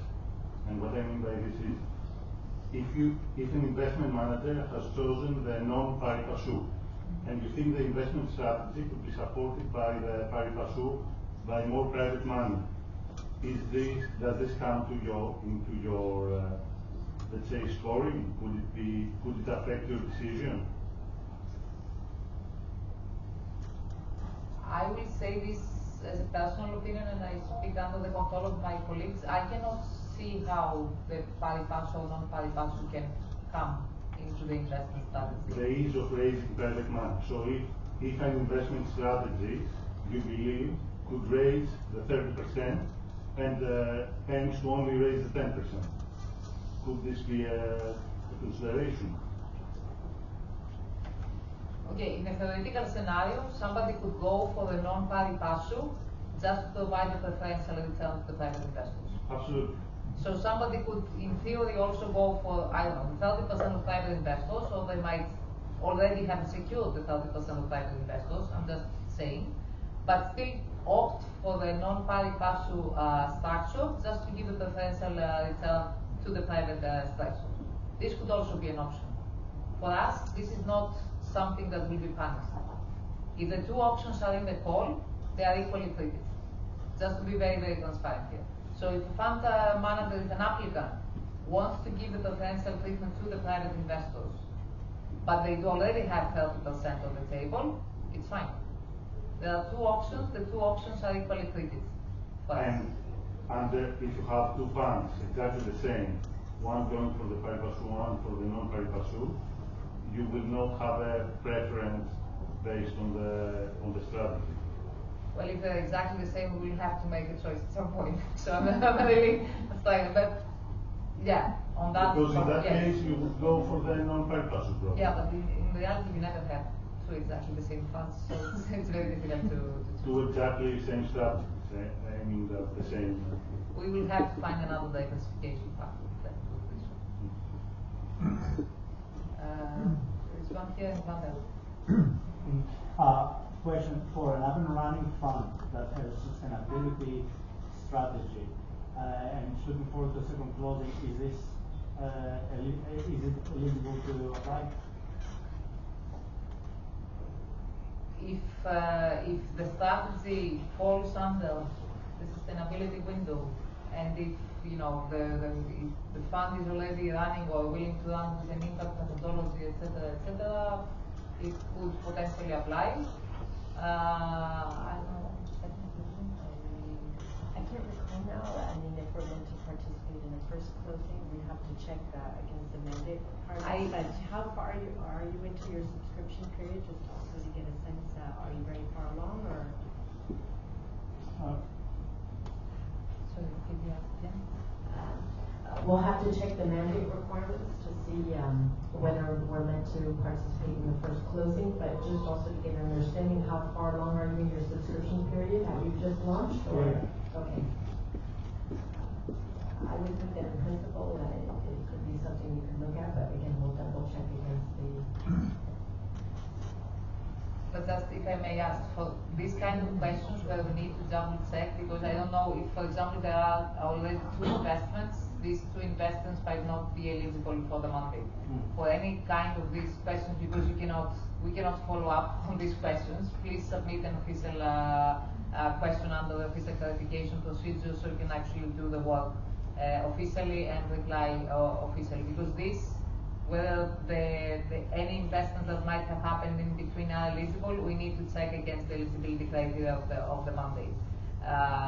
Now, other than this point, if any investment strategy is dedicated, again, under the sustainability window and is willing to onboard the methodologies and the requirements that was described today, in theory, if this eligibility criteria is checked, it could be eligible for application under the call. I have a question also on the co-investment need, the 20 or 30%, right, in terms of the non-pari passu structure. What happens if your co-investor is a VC fund that has a high percentage of public funding internally as well? So how do you measure your extra 10 or 20%? Do you need to go into a B level, or is that considered a private fund because it's managed by a private fund? That's a very good question. Okay. I think we will know, okay, in the call there is an extra paragraph that mentions the weighted average of the private investors, etc. We will need to deep dive into calculations of how much public versus how much private, etc. It will take some extra calculation. Definitely another fund that is covered, for example, I don't know, just thinking out loud, 90% by public will not do it. But we will need, the fund manager will need to do the actual calculations of how much of this extra financing comes for pure private versus pure public. So I would not expect that the 10% of private would come from a VC covered by 90% of the EIF resources coming from another public investor. When we are talking about extra private, we are talking about extra pure private money. It can add up, but it will need a lot of extra money to add up. But you can also write it down so you can have a solid answer to that.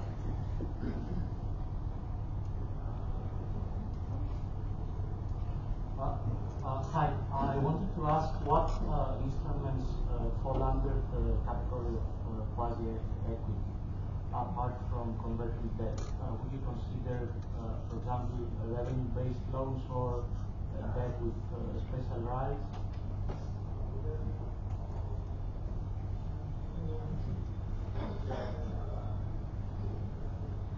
Debts with special rights, what would you mean by that exactly? Special voting rights or liquidation privileges, for example.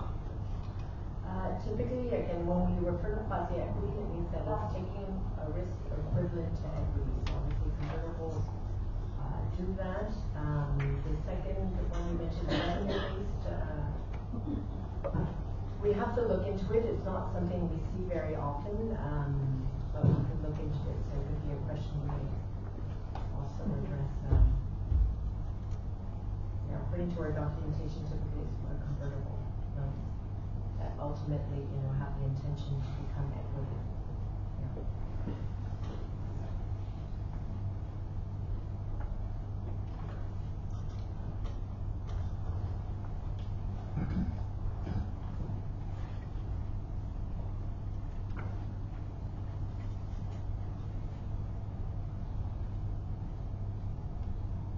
Two more minutes then. Anybody else thinking of anything? That's a solid question. You could also submit that on the quasi-equity. We can continue that now.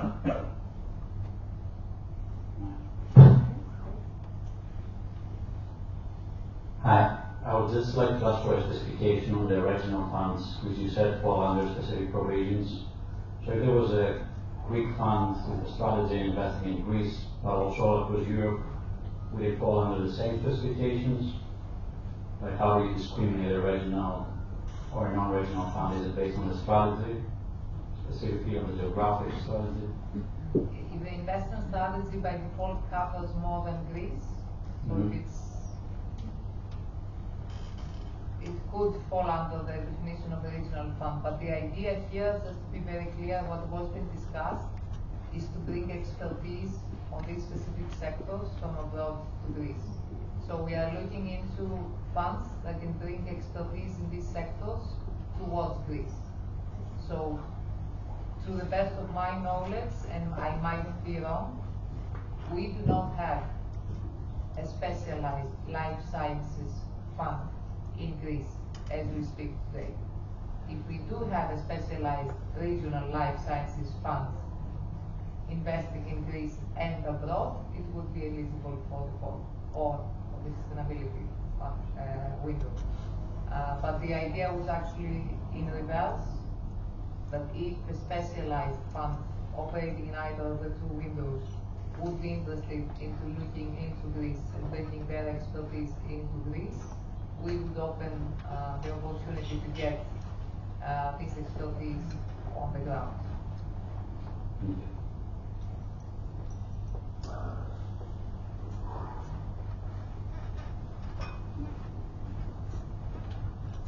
Sorry, just to clarify on this last point, so you're saying if there's a fund that's investing in Greece and then under the same firm there's a fund that's also investing separately in another geography, that's not a conflict.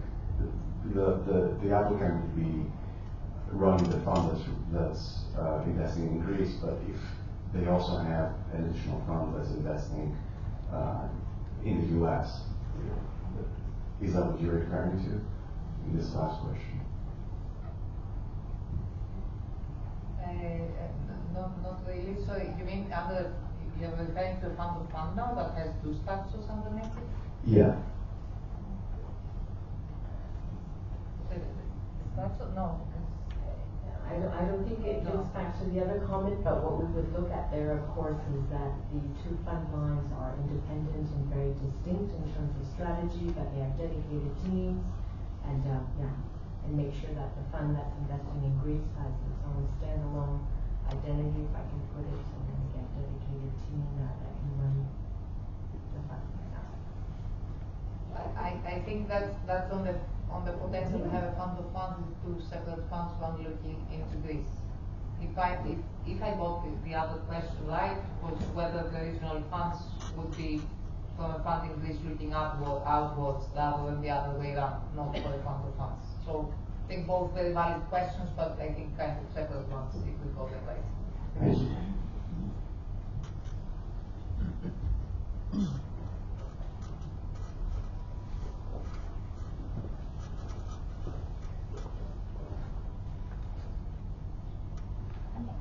Anyone else? No?